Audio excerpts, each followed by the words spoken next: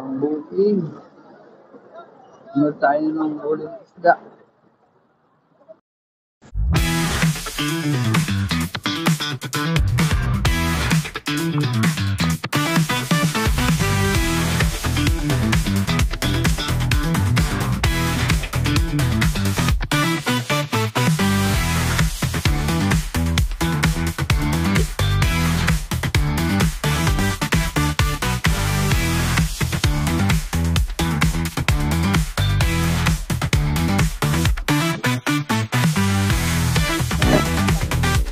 Niluto na kuya. Naibig yung pamain.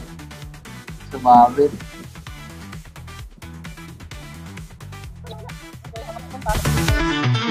Nakahuli.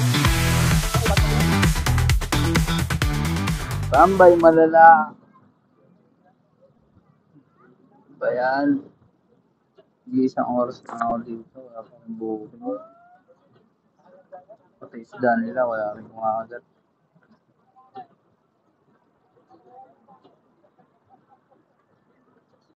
Sabi namimili. Alam mo na gagawin ko. Bibili ako ng pamimit. Kapag ganito ko ng biyahe. Nakakambay na lang ako dyan sa init ng ilog-ilog. Ha! Ito man. Uwi na lang. Kuhain yung pinalaundry ko. Paluwan pa ako. Nag-isip ng bulak-bulak na ako. No? Nakakawin ko siguro sa akin doon. Diretso na lang tayo sa office. Pangit. Medyo pangit din yung vibe. Check pa tayo mga accident. Kanina kasi napunta ako sa may kinita na puro bata yung kalsada. May pick up ako doon. So ngayon, at instinct ng driver, expected mo na yung mga bata na nagtatakbuhan niya. Dahan-dahan naman tayo.